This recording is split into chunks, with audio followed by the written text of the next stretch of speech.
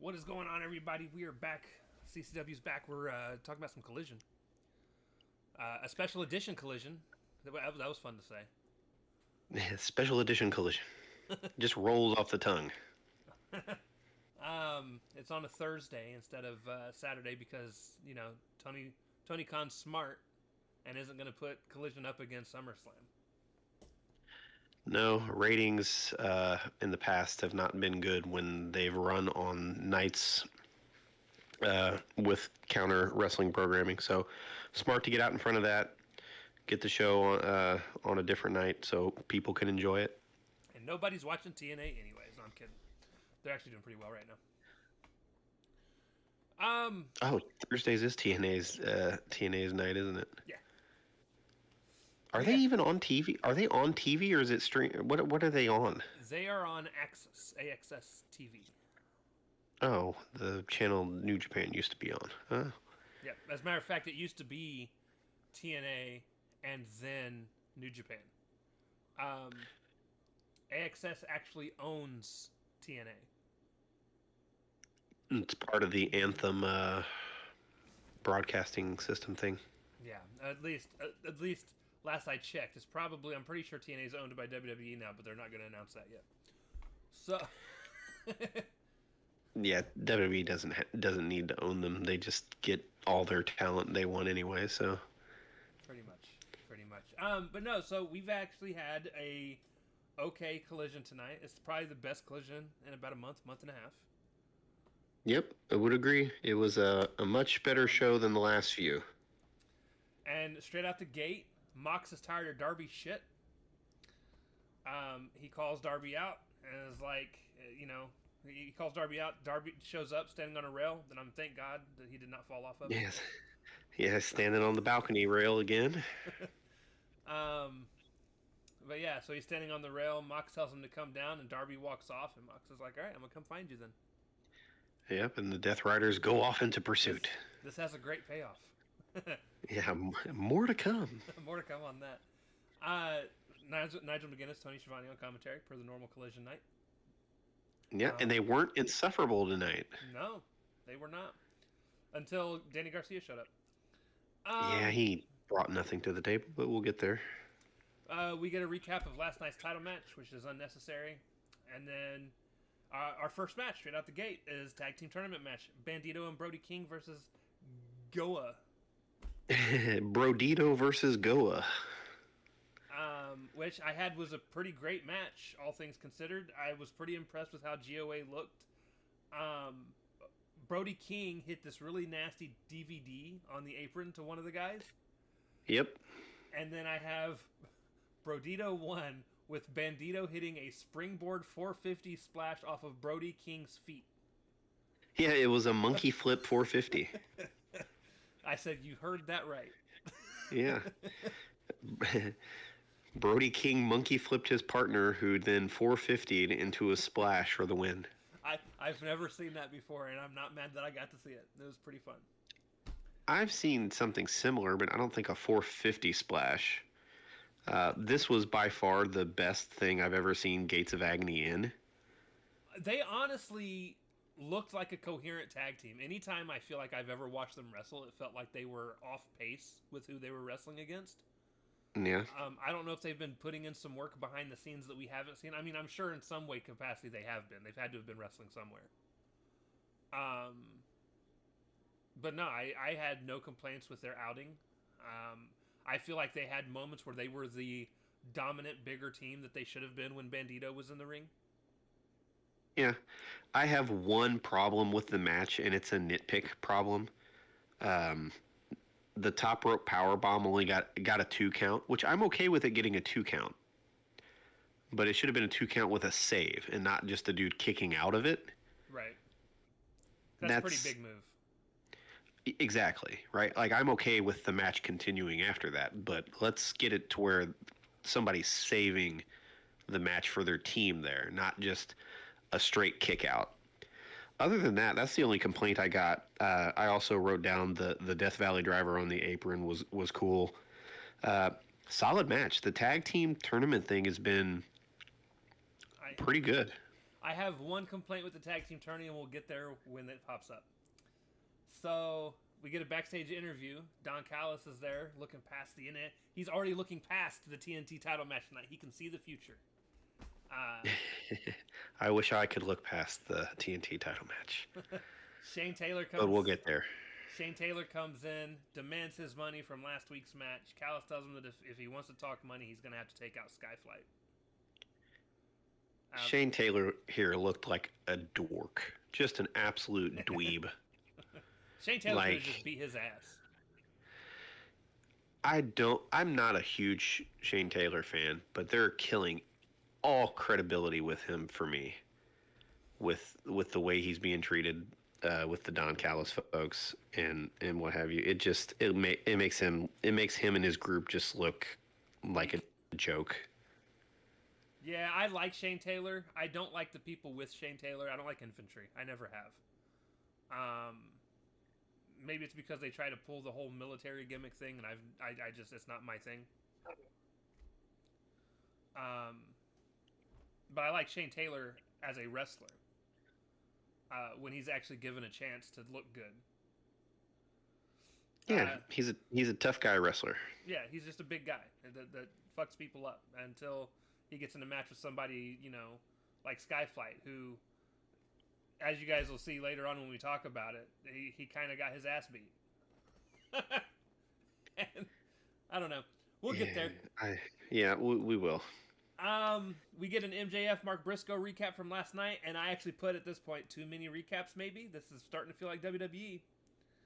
Well, you've got to promote the other show, I guess. But no, you don't, because that's the show people watch. You should be promoting Collision. I agree.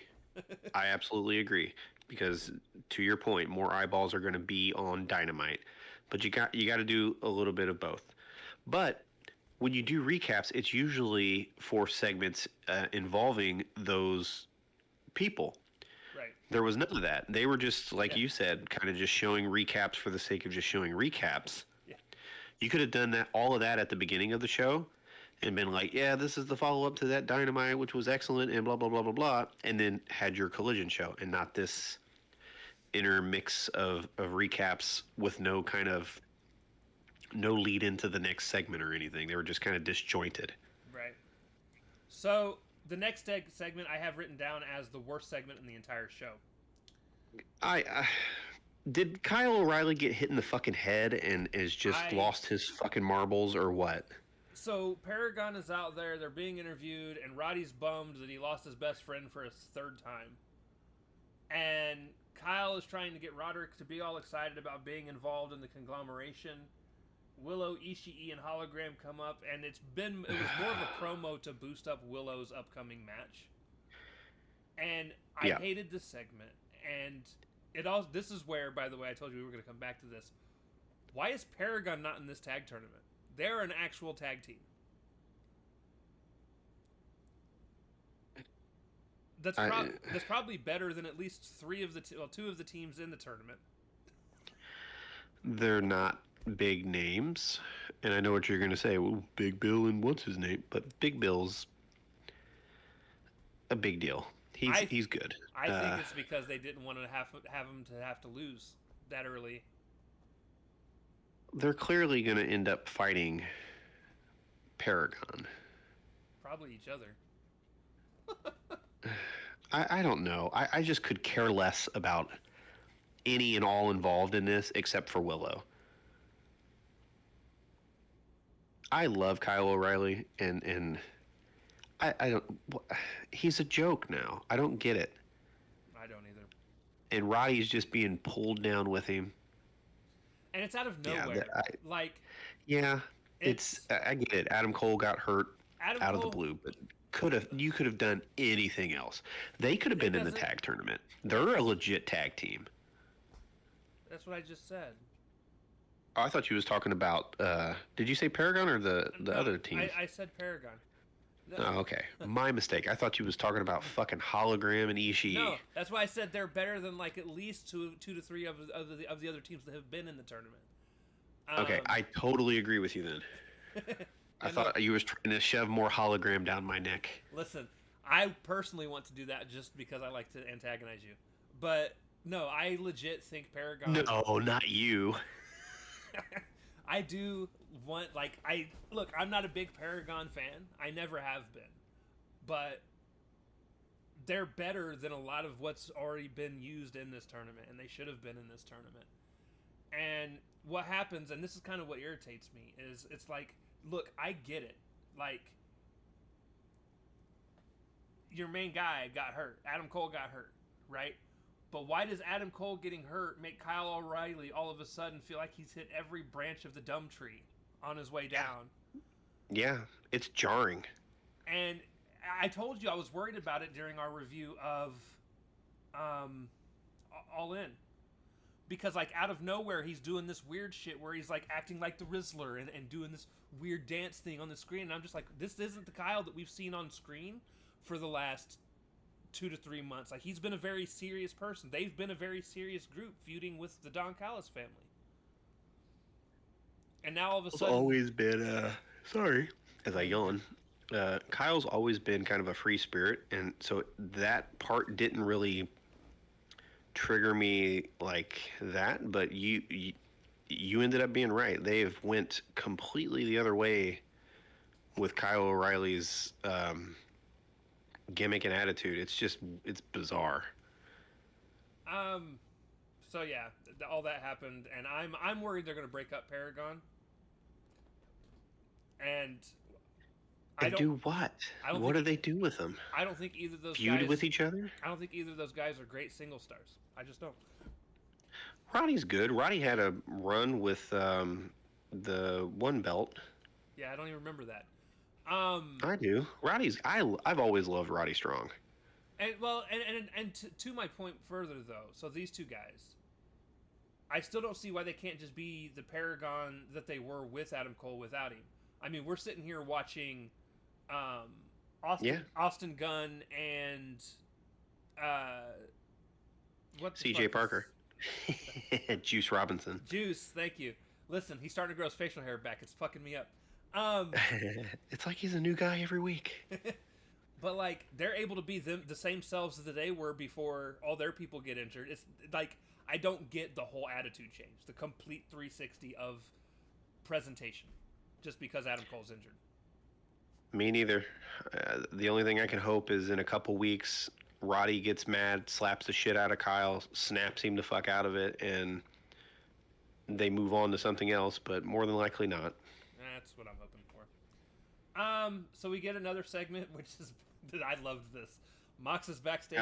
I knew you would. Looking for Darby, and everybody that's with him and the Death Riders go through this door, and Darby comes up out of nowhere, fucking chloroforms him, and gives him the old chloroform on the rag, and kidnaps him and drags him off. And at this point, I'm like, oh, this made up for all the bullshit I just had to watch. You know what I think of when I see somebody get chloroformed? I do not. Oh, Ace Ventura. Ace Ventura. I knew. As soon as I said I do not, it clicked, and I was like, you know what? Yeah. Yeah. It's funny to me. Chris Statlander versus Lena Cross. Apparently, Lena Cross has been doing a lot of New Japan stuff. I still don't. Really You can tell she can work. Yeah. This was not the time to showcase that, as it was a squash for Stat. There was rumor that people thought that this was going to be Dakota Kai. And that didn't make any sense to me. If they're going to do something like that, they're going to reveal her on like a big show. Yeah. Or in a big way. This would not have been a big way. Especially if the outcome would have been the same. Yeah. But it was an okay match. It was a squash match. Chris won with a new submission I've never seen. No, it looked good though. The lady sold it well. It looked well executed. It was like a weird head scissors capture type thing. Yeah, like an arm lock, a weird head scissor arm lock. It was weird. Some sort of capture choke with her legs. It looked good. As Chris celebrates, Willow's music hits, and I was like, so happy. Fitz told it all. She's like, this bitch. And I said, Willow comes out for match 3. Willow Nightingale versus Tekla. I love which was all kinds of awful, in my opinion. I love Triangle of Madness's entrance. But that is all they are, But unfortunately, right now. I actually enjoyed the match. I didn't like the end, but I did like most of the rest of the match. I expected the involvement of Julia and Blue Sky Blue. I expected them to. Well, get yeah, you involved have to within complete the triangle. I don't like Tekla's finisher being a curb stomp, which I think they call it the fly trap. Yep, she speared her and stomped her, and I think didn't do it for me. I would rather her move be something like the Black Widow or that weird submission she likes to do in the middle of the ring, the octopus stretch. Yeah. She's not big enough for me to think the curb stomp matters. And Well, anybody forcefully shoving somebody's head into the ground is gonna look can be treated legitimately. right. But my problem comes after the match is over. And the overbooked fucking mess of a situation after the match. It's Penelope Ford and Megan Bain come out and they all jump Willow, and Queen Amanada comes out with Tay Mello and Anna Jay. And then, it was the entire fucking mid card of the women's division. And then all of a sudden, the conglomeration comes out to check on Willow, and it was a huge just mess of bullshit that didn't need to happen. Like I said, I enjoyed most of the actual match. Them two wrestling, I thought was fine, but whatever the fuck between the end, how it actually ended, and the post match shenanigans, I was just like, I'm done. I feel like they're building up for like another fucking 8v8 women's match on fucking next week's Collision. No, it's gonna be Forbidden Door. It's gonna be hopefully the buy-in and not the actual card. I still gotta watch it. No, we don't. We can just do the main card because I ain't watching that shit. I say that, but I'll watch it. I'll watch the fucking buy-in. I won't want to take notes, particularly for that match, but you won't have to. I'll take them. But regardless, the good news is WWE doesn't do a buy-in anymore, so we don't have to watch that one. No, it's just 4 hours of interviews and vignettes and recaps and very missable things that I also don't watch. So. To the people who do, you are some dedicated mofos, man. Yeah. Screw all that. I got things to do. Yeah, life be happening. We get a backstage interview. Billy Gunn and Bowens. Bowens comes in and kind of blows his load, I guess. Blows his steam. Yeah, he blows his top on Billy. Where were you? You weren't there for me. Blah blah blah blah blah blah blah. He was like, you didn't help me beat Max Caster's ass. Finally, Gunn just looked at him and was like, I don't even know who you are anymore, and when you figure it out, I'll be at home. And he bounced. Yeah, it's just furthering Bowen's eventual heel turn, which now that we're getting to it, I don't know if I'm into it. I'm enjoying it. It depends. If they're going to have to course correct in a way that makes him less whiny. I don't want whiny Bowens. Yeah, because that's kind of what he's coming across as. Who gives a fuck if Billy Gunn's not on your side? Beat Billy Gunn's ass. Like, and what I would have liked to have seen that's happen. That's what they're leading to. What I would have liked to have had happen, right, is instead of asking why, I would have liked for it to have been like, you know what? You weren't there to help me whoop his ass, so either help me or stay the fuck out of my way. That would have been a lot better for me. Because then it still gets the point across of you weren't there to help me, but it doesn't make him sound like a whiny bitch about it. Yeah, because he came across very complainy and whiny. And speaking of which, someone will call him out on that later. We get an earlier from today, which means it was probably recorded last night. Yeah, Swerve promo. Swerve says that the Bucks are no longer who they were, and he's not happy that they're messing with his friends, the Outrunners. And as for Okada, Forbidden Door is coming up, and Okada keeps waving that new unified title in his face. so he might be wanting that. So they'll be talking. Yep. Challenges Okada. Challenges Okada. Good stuff. And immediately, 5 seconds later, backstage, Callis and Okada segment where Callis says to the camera, "Hey, Swerve, you're trash," but as an answer to the challenge, Okada accepts. Yeah, bitch. Bitch. That was pretty much all that was. And then we get match 4. Yeah. It was quick but effective. I kind of liked it. I liked that they played it back to back. You got the challenge, you got the acceptance, you move right on. You've got a match announced for your pay-per-view that's coming up soon. So here's what I hate about wrestling, though. Here's what I hate about. I know we all know that it's scripted. I know we all know that they know in advance what they're building up towards and stuff like that. But it was recorded earlier in the day. This is just the little things in wrestling that bother me. Again, this is something all companies do. This is not an AEW specific thing. Somebody will issue a challenge, and someone will accept it. And the moment they accept it, the graphics already made. And it irritates me because, like... Don't you think the graphics department just has a bunch of graphics of everybody on the roster anyways, and they just plug and play? Listen, do you know how quick they would have had to have plug and played that? It was immediate. It was, he accepts, and then the graphic popped up on the screen, and it was like, oh, okay, they knew.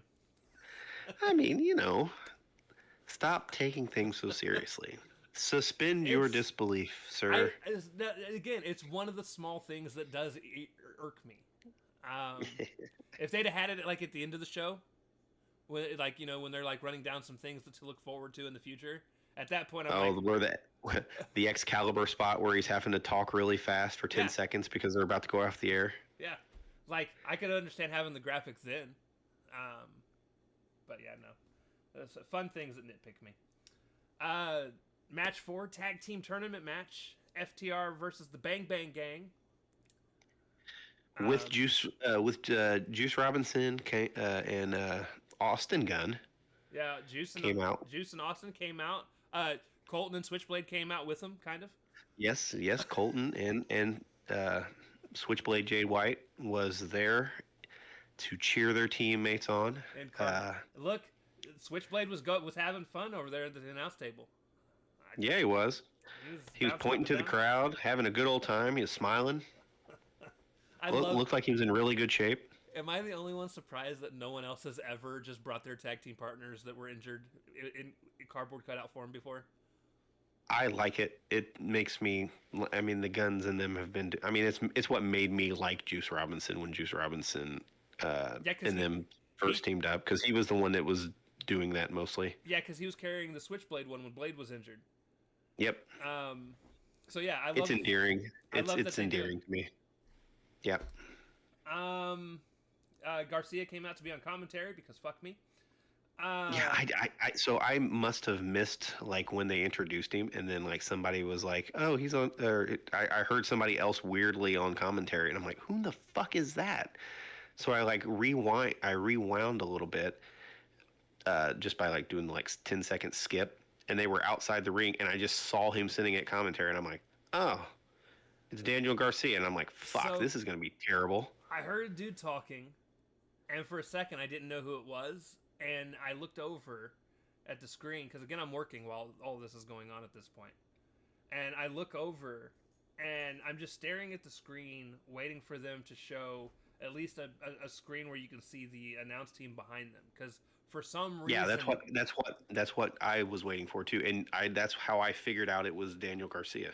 Well, for some reason, the first angle that they showed me, it was so far pulled back, it looked like Colt Cabana again, and I was like, oh, he's back for, I guess, another angle. I don't... Just to get beat up again in his own hometown. But then I heard the voice again, and I was like, oh, it's Garcia.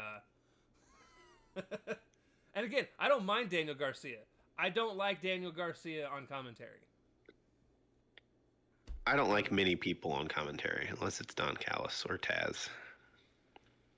But I like Taz. Taz says some funny things, like his Newport comment on Dynamite. I like my favorite Taz comment is whenever he's like, "It's No Show Jones over here." I've actually gotten him to like a comment on Twitter off a copy in It was he was going out. He had just left to go have knee surgery, and I'd caught the post pretty early on, like within the first minute or so, because I was just scrolling through Twitter and it popped up. And he said that he was going in for knee surgery. And my comment back to him was, "It's New Knees Jones over here." And he liked the comment. I was like, "Let's go." Nice. But yeah, so we get we also find out Big Bill and Brian Keith are watching this match backstage. For some fucking reason. Yeah. That's just a random... You've already lost, bro. Random cutaway that doesn't mean anything. And I said, honestly, not much to talk about with this match. It's a good heel win for FTR. It was a decent match. It was well wrestled. There just wasn't... It was sloppy in parts at the beginning, but they got better as the match went. Lots of good old school heel work from FTR. We got to see Juice hit the Blade Runner and Austin hit the Famemaster. There was a great near fall where the referee caught him cheating. Yeah. There's actually quite a bit near falls. Dax in particular kicked out of like 4 fucking near falls on his own. Right. But FTR wins with a distraction from their goon and then like reversed a roll up. Yep. And it was the only roll up win of the night. So hey, one a night I can get behind just one. Just not 4. Right. Book better. And then we get the backstage segment where Athena explains herself. You must have been just like really watching your TV with anticipation here. Dude, I still wanted to be like, yeah, that's no excuse. But she explained the logic gap. There's not. She can just win anytime she wants. Yeah. Now she knows she can just win anytime she wants. Which tells me she's gonna lose, and it's gonna irritate the fuck out of me. So she's cashing in, but doing it to set up a match at Forbidden Door. Which is what I said was going to happen, but it does make little sense if you're looking at it logically. When she could have already been the champion, right? And they still could have had a match at Forbidden Door, but she could have been the champion. Yep. So, but you know, she wants that celebration. She wants the golden flowers, whatever the fuck that's supposed to mean. I put meh. I mean, it's not a bad promo. It's Athena. No, it was a decent promo. Just the logic gap is still there. You're just still like you're thinking we're thinking too hard about it still. Yeah. Instead of just taking it like, ooh, we're gonna get a really good wrestling match. So the next part, I'm just gonna go out and say it. Let's go, Max. You're the best. You're the best wrestler alive. Let's go, Max. So, this is the best Max GOAT challenge ever, I think. Yeah, it's a 5-minute challenge. And I was actually like, who the hell's gonna come out? Because like, I don't know. Well, and before that, so we know it's the 5-minute challenge, but he comes out and he's like, he starts talking trash about Bowens, calls him a bland crybaby bitch.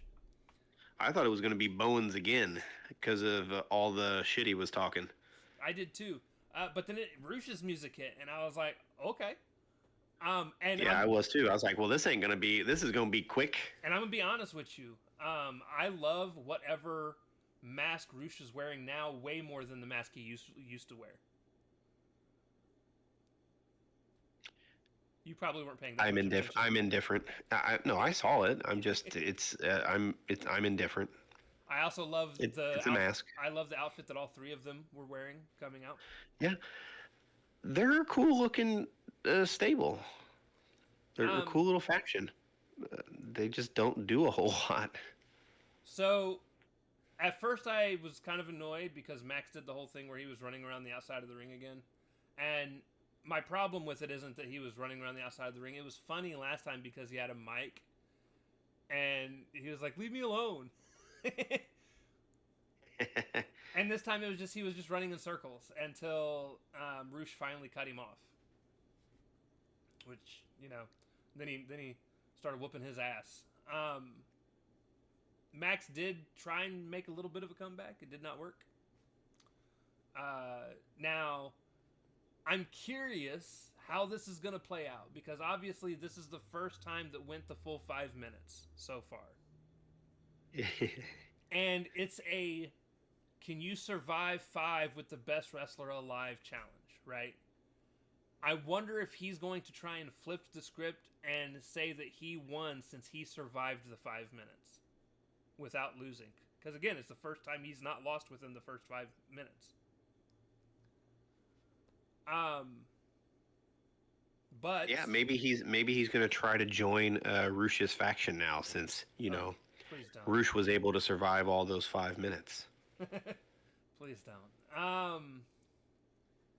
But yeah, Rush is basically wrestling like it's a normal match and doing whatever the fuck he wants to do. The bell rings, it's over. He goes to actually pin after the bell rings, and the ref won't do it, so he gets all shitty. The rest of LFI come down. Yeah, it made Rush look like a dork. They jumped and beat the hell out of Bowens for a second, and then Jet Speed and AR Fox came out and started fighting with LFI, which I don't understand that fucking...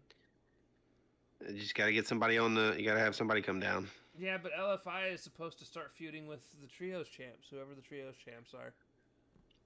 Whoever the Trios champs are. Who are the fucking Trios champs? Thank you. That's why I said that, because I don't remember right now. I don't know why I can't think of it. The Ops. Yeah, the Ops. Okay. Yeah. Samoa Joe got quote unquote hurt. Yeah, but... Which means he's doing press for Twisted Metal Season 2. Yeah. But yeah. So that happens. Match 6, Skyflight, which is Scorpio Sky and Top Flight versus... I really, really need Tony Khan to stop naming his teams. It's got to be him, because the names suck. Yeah. This was an absolute nothing match. Yeah, it was a pretty boring match. Scorpio wins with some sort of cutter that I've seen. It's the TKO. Oh, okay. Well, that's what they used to call it. Mark Marrow did it. That's what Mark Marrow called it back in 1995. It was a match that didn't need to exist. Yeah, it's essentially a swinging cutter. After the match, we get a backstage segment where Darby tries to kill Moxley. Yeah, he's only dumping him over a rail onto the street head first, or attempting to. He was going to throw him over the side of the fire escape, but security stopped him. And I put in all caps, I like unhinged Darby. Yeah, but are they actually going to do anything with him? Probably. Or is all of this going to be just him getting his match with Moxley, and then Moxley just they'll beat the shit out of each other. But at the end of the day, Moxley still goes over, and then Darby just goes nowhere. I don't know. But at least for this episode of Collision, everything that happened between the two of these guys was amazing. Yeah, no complaints. Darby looked good coming out of this, but will it lead to something substantial? Right. Now, for the main event tonight, the Chicago Street Fight, which is Kyle Fletcher versus Dustin Rhodes, I can guarantee you and I have absolutely different opinions of this match. So here's the thing. I absolutely enjoyed it. Okay. Up until the screwdriver sticking out of the knee thing, which was so obviously phony. Right. So it reminded me of like an old ECW Terry Funk thing where the wily old veteran is just trying to get one last match and one last run, sir. So it was great. I enjoyed it all the way up to that point. And then it just took me out of it. So Dustin comes out to some old theme song. I guess it was his WCW theme song. Yeah, I fast forward through intros because I was trying to get to this. The match starts, and they both get busted open pretty quickly. They're going back and forth. We see something I have never seen before, and that is an actual off the top rope code red. That was more like a Canadian destroyer, really. Yeah, Canadian destroyer is probably what it was. There was lots of cool spots. There was a DDTs on some steps. Yeah. Suicide dive through a table because the dude just moved.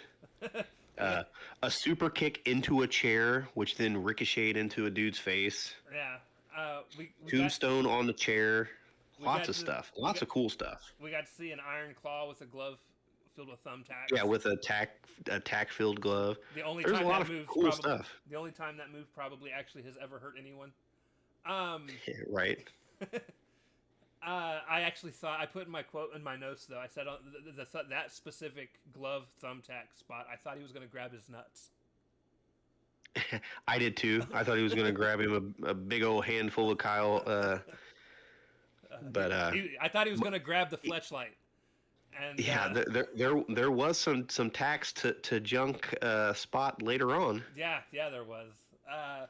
Fletcher ends up putting some tacks on the ground. Rhodes power slams him into them, and then right after he puts Kyle up in for the Shattered Dream.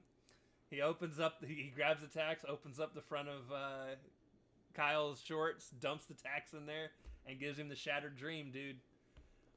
Yeah, it was a nice touch. I was like, that's cool. Obviously, we know he doesn't actually kick him in the nuts, but even still, it was a cool moment. It was cool because when he kicked the turnbuckle underneath his crotch, tacks did shoot up. I noticed. So it looked like, it was a cool spot. And then, as you said, Kyle got the screwdriver.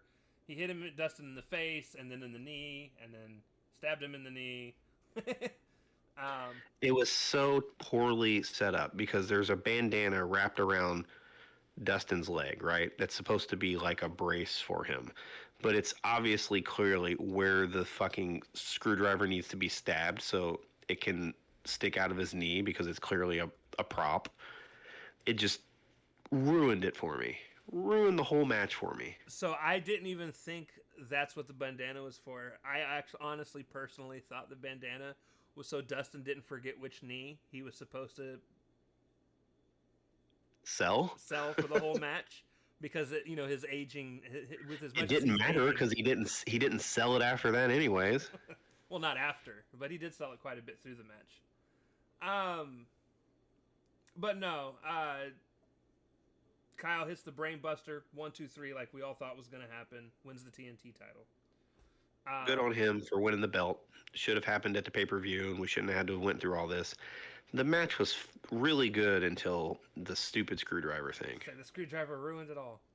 Kyle continues with the post-match knee beatdown on Rhodes, and then the Callis family come out. They celebrate. And we end with Dustin being stretchered out. Yep. Again, I still think Dustin being put as champ at All In was the right call. You had to do something to kind of uplift the crowd. It was in Texas. He never really won he's never won a singles championship there. I get it, but it was just his reign was not great. No. Nor was it ever supposed to be, but I don't know. I at the same time wish that it didn't happen and wish that his reign would have been better. I am to a point where I have a hard time judging how good someone's reign is because I can't remember the last good reign for any title. Particularly that title. Right. But I just mean in any title. Any like I remember reigns, don't get me wrong, and I both reigns as in, title reigns and Reigns holding that goddamn title for 4 years. But fucking way too long. But it's just I don't feel like where I'm at in life, I can see any world title reigns as feeling meaningful. Because everything at this point in wrestling has been made such a big deal of how many times somebody has won a championship or how long a reign was. And in both scenarios, if you look at John Cena, he's won a title 17 times, the world title in WWE 17 times. And I can't remember any specific reign as far as matches he had while champ and defending it. Obviously, he lost it Money in the Bank, he, Money in the Bank, Money in he the Bank against Punk. right, but he lost it 16 times. So I mean, Yep.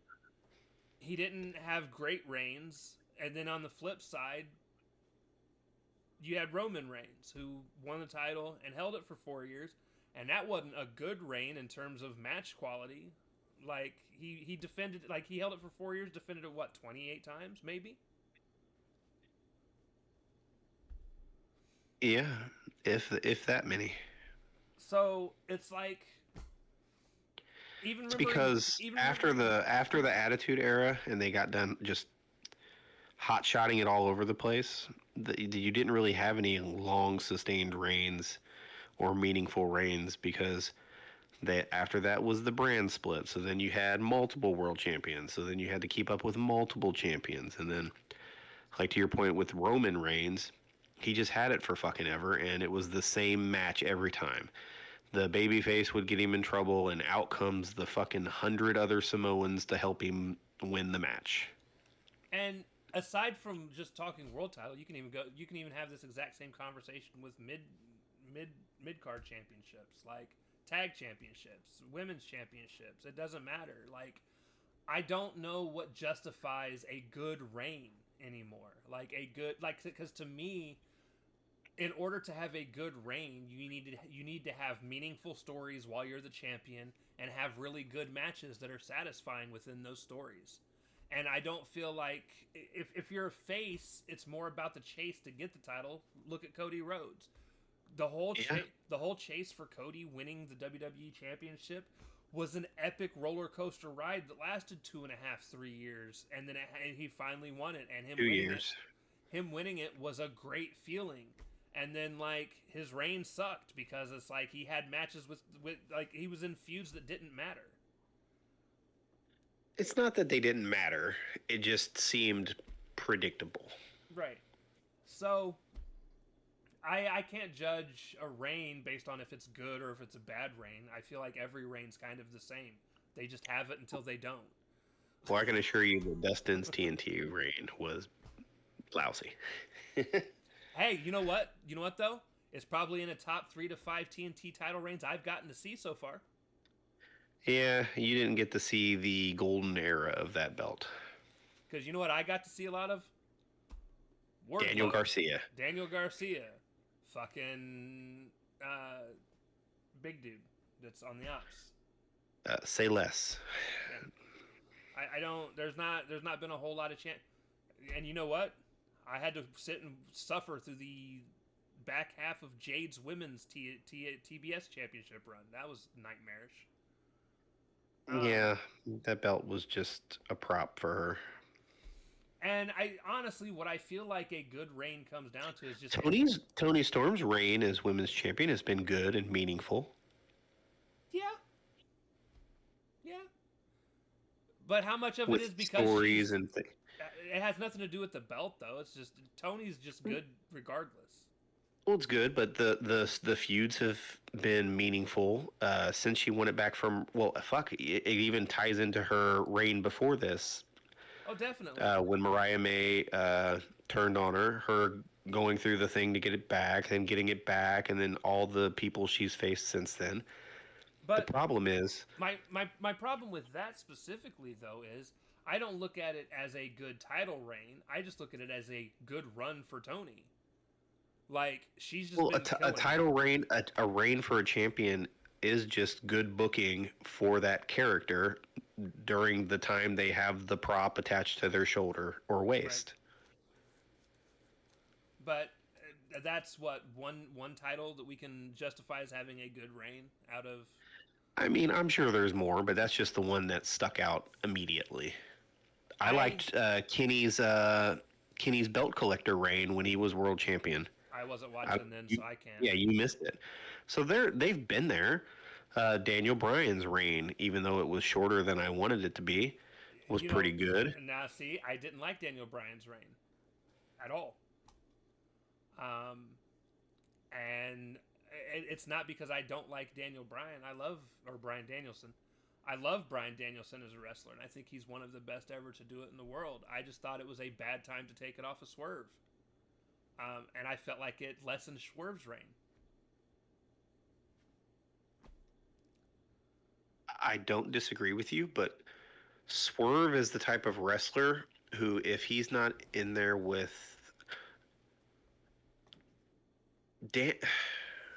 Bryan Danielson, can wrestle anybody and it's going to be good. Right. That's not Swerve. I'm actually worried about Swerve and Okada. I don't think it's going to be as good as everybody thinks it's going to be. Yeah. I don't have expectations for it because it's hard to have expectations when you don't know which version of Okada you're getting. That's a fair point. But Swerve's got a style that doesn't mesh well with all. It doesn't, but I've only seen him have one bad match in the last 4 to 6 months. And it was recent, but yeah, but it is what it is. It'll be fine. But we'll get some more meaningful reigns here shortly. I'm hopeful, anyways. Over and above all, like I was saying, I just it's hard for me to justify a good title reign when I don't have a lot of examples of any good title reigns in my entire life of watching wrestling. Tony's has been good, but again, most title reigns, again, like Attitude Era, every single title in the Attitude Era was hot potatoed around, every single one of them. So you didn't really judge a reign based on how good it was. It was just like what crazy. If they had it multiple months, it was pretty satisfying. The other thing that kind of stunts the title reign thing now is people don't defend the title on TV anymore. No. But hopefully that'll change now that Hangman's champion, and that'll be one of the things that they'll do. Maybe, because you know what? I don't care to see the title defended if it's never going to change on a regular TV show. Just wrestle regular ass matches. You got to promote the big shows, Nick. Yeah. You can't just have everybody lose on TV and then have nothing for the show, the big show that you have to have people pay for. You're hearing what I'm saying as it needs to change all the time on a regular show, and that's not what I'm saying at all. But it should happen. The other thing is it can't even have the possibility of changing if they don't put it on the fucking line. True. And honestly, who was it? There was actually, wasn't it the world title on WWE that changed on a Raw or SmackDown not too long ago? Gunther beat Jay to get it back. Yeah. And it was an absolute fucking surprise that I was so thrilled to actually get to see, because now the match was boring because Jay was in it, but you were just glad. We were just glad Jay lost. But it was still exciting to see just a title change on a regular show. As long as you, again, I don't need to see it happen often, but like once a year is fine. If it happens once a year, it gives you a reason to be excited to see the title defended on a show. The threat of it has to be there. But if you're like the WWE and you only lose the world title at WrestleMania, and that's there's fans that are like that. A title should only be lost at WrestleMania. If it's like a world title should only be lost like everybody needs. Well, that's because they killed their pay-per-view business because they don't need it anymore. They just make money hand over fist. So no show is important anymore except for WrestleMania. Everything's a glorified house show except for Mania, which is also just a regular house show. Well, it's an MSG house show. They at least try. Yeah, I hate the PLE setup. I do. I thought. Listen. Obviously, for what we're doing now, it's a good thing that both companies aren't charging us money to order shows. Yeah, I'll be honest. I don't want to pay $100 and something a month. But I will say the quality of the shows have dropped drastically since they become PLEs. Wrestling is so corporate heavy and corporate focused now that they don't have to try anymore. No. They just trip over money. At least WWE. I think AEW still has to try because they still have to. They're not a publicly traded company and all that other corporate. They don't have to have all that corporate synergy bullshit. Although they fucking Shark Week the hell out of me a couple weeks ago. But Yeah. it's better when it's not so overly advertised.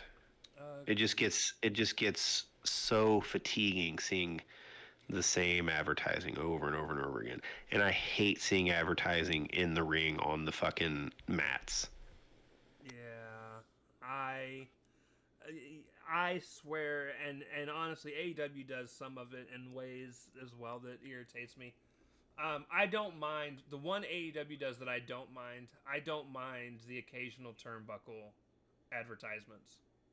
No, that I can live with those. I can live with part of the ring apron I struggle with showing something.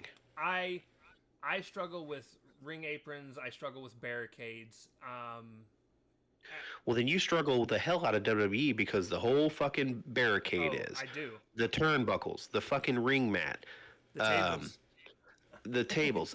There's a fucking Prime display outside of off to the side of the fucking outside area. It's egregious. It is, and it's And everywhere. who the fuck drinks Prime? All the cool kids. All the cool kids. Oh yes, all the cool kids. But yeah, no, I do. I struggle with a lot of it, and some of it is even. Again, AEW started to do it with they're doing it more. Most with of theirs is for barricades. like their own network, right?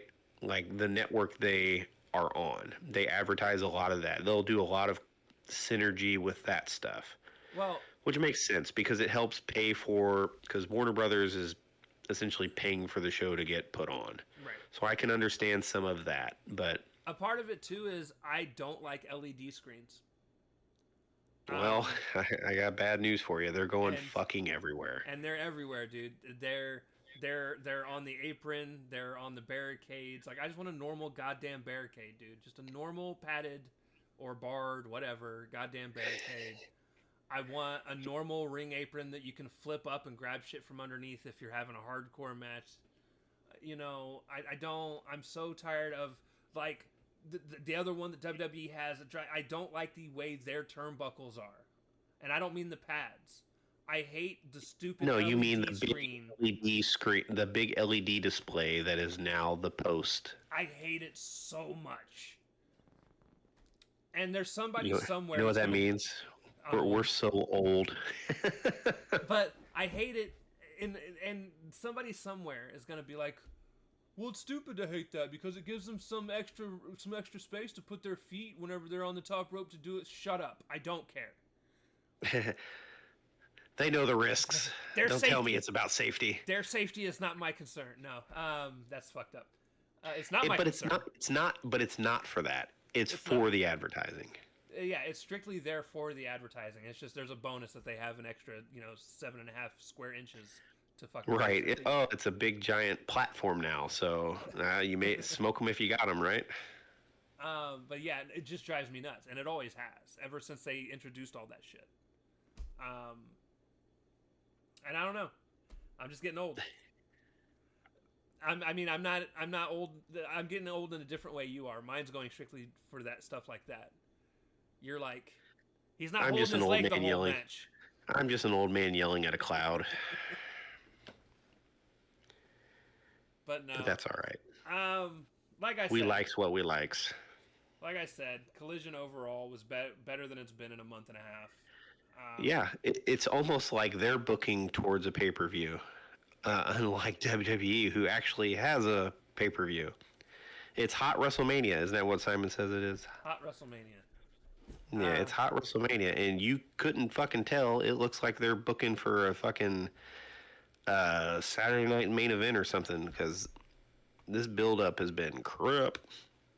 So, But more on that tomorrow, probably. So Forbidden Door is the last week of August. When is All Out? Oh shit, they showed it. I don't remember Oh, now. the last week of September. So they really pushed All Out away from All In. Good, because it was like a week apart the last time. 2 weeks. It was a week apart the first time, and then they pushed it 2 weeks apart the second time. And now, Well, they went from a week to 2 weeks to like 2 months. 2 months. Good though. Damn, does that mean next year it's going to be two? It's going to be like 2 years from the next one. I'm gonna be honest with you. So Forbidden Door, I saw advertised, and it's just New Japan, so you don't even have to worry about CMLL being involved. Nice. Other than the people that are signed that are working with AEW that you don't like, that were probably at CMLL at some point. So it's just New Japan and AEW, but nothing New Japan has been talked about. There's been nothing going on with New Japan. So we were talking about this before. Here's what I would like to see happen. I would like to personally see the way AEW does their pay-per-view setup. I think keep Forbidden Door, but make it a once every 3 to 5 years. Pick one. 3 years. I can see every 3 years, because then they will have had time to develop people that you would hopefully want to see. And matchups would be refreshing. And then you could do your mega, every promotion that's not tied to WWE can be involved or whatever. And you know, you do that once every 3 to 5 years, and I think that's some good spacing for that. It's like an extra pay-per-view for the years that they happen. But I would like to see them change All Out to something else. Like, All In has become your WrestleMania, because that's what All Out was going to be, but they got the rights to All In, and now All In is their big show. There's no reason to keep doing All Out. Change the name of it completely. Well, they only had All Out because they couldn't get the rights to All In. Right. So yeah, I would change All Out. There's no reason to keep it named that. Push Forbidden Door to once every few years. Obviously, most of the rest of their pay-per-views are fine. Wrestle Dream, Revolution, Double or Nothing. Yep. There's a couple full gear. Full Gear. Thank you, because I can remember. I was like, Full Out. That's not right. Full Gear. So like, you've got some good names and stuff for pay-per-views for, you know, majority of the rest of the year. But yeah, I would change All Out to something else, and then, like I said, push Forbidden Door to a more special occasion than yearly thing. Yeah. I felt like I had more pay-per-views to get rid of there, but I don't think they have too many that are stupid. No, and their pay-per-views mean something, and they always, even when the match card doesn't look great, the matches usually surprise you, and they usually are bangers. I guess my personal problem, and again, this is just a personal problem, and no, it's not because of where I live, but my personal problem with, and we've talked about this, with AEW's pay-per-view setup is Tony has kind of built this tradition where like certain pay-per-views are always in the same place all the time. And he's getting out of that habit. He does need to stay the fuck away from Chicago for a while. Those poor people. The only reason that All In was in Texas this year was because of a concert that was being held in the UK. So like, and they're going right the fuck back.